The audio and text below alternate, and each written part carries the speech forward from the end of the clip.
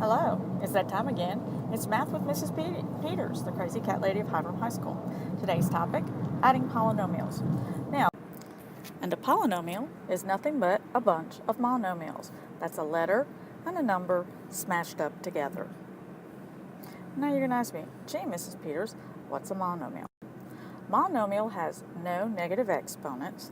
It means when we see something like x to the negative 5, and yes, exponents can be negative, does not have that, so that is not a monomial. Has no fraction exponents, so if I had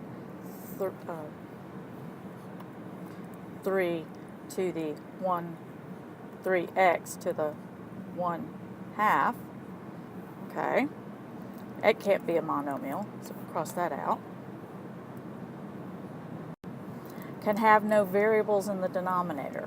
So if I had 1 over x, that can't be a monomial because the variable was in the denominator. And I can have no variables under the radical. So this would mean it's not a monomial. Any other situation is allowed. So let's look at some examples and see if we can find. Right, here's a bunch of lovely monomials possible. Turn right on State Route 20.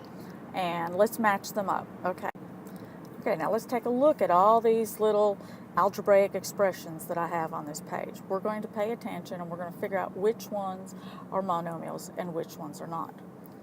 So, this one is a monomial. Right on State Route 20. This one is a monomial. This one's a monomial. This one is not, it's under a radical. This one isn't because it has a fraction exponent. This one isn't because it has a variable in the denominator. This one is a monomial. This one's a monomial. And this one is not because it has a negative exponent. Now let's talk about adding the polynomials. Okay?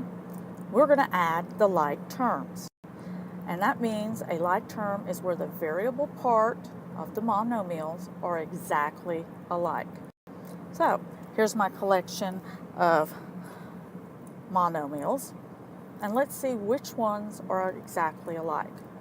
Okay, I have 6xy squared, which is not like this one, okay, but is like negative 8, so I'm going to circle those together.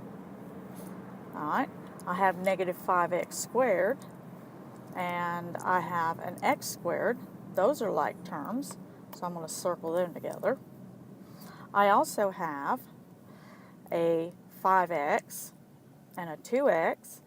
Those are like terms.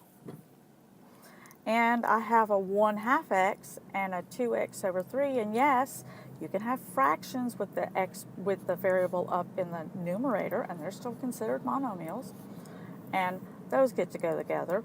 And I have one lonely monomial, 3y squared, that is not like any of the rest. So when we add monomials, we're only adding the coefficient. That is the number part in front of the variable. So we have all our grouped monomials here. And so I'm going to add, for this one here, this would be negative 2xy squared. And I'm only adding the 6 and the 8. All right, now 5x plus 2x gives me 7x. Again, all I did was add the 5 and the 2. All right, and see, negative 5 squared and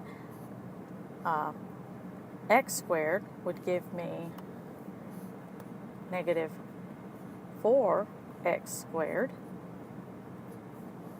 So now, what about adding this 1/2 x and 2/3 x?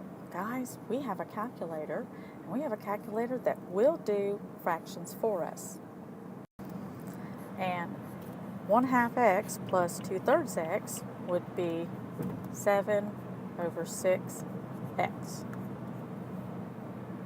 So let's take a look at two polynomials. I have 2x plus 5x squared, and I'm going to add to it negative 8x squared plus 3x minus 6. Remember, we only want to add the like terms. So with that said, I'm going to notice that I'm going to take the parentheses away. All right, now I've removed the parentheses. We need to look at things that have like terms. So I have 2x and 3x, which gives me 5x. I have 5x squared plus negative 8x, which gives me negative 3x squared. And finally, I have this poor, lonely negative 6 sitting here, and I have nothing to add it to. And this is my answer. Now, we do have a tendency to write them in descending order. That means the largest exponent thing goes first. So that would be negative 3x squared plus 5x minus 6. And we're done. I'm going to give you a couple all to practice on, and I'll talk with y'all later. Have a good evening. Bye-bye.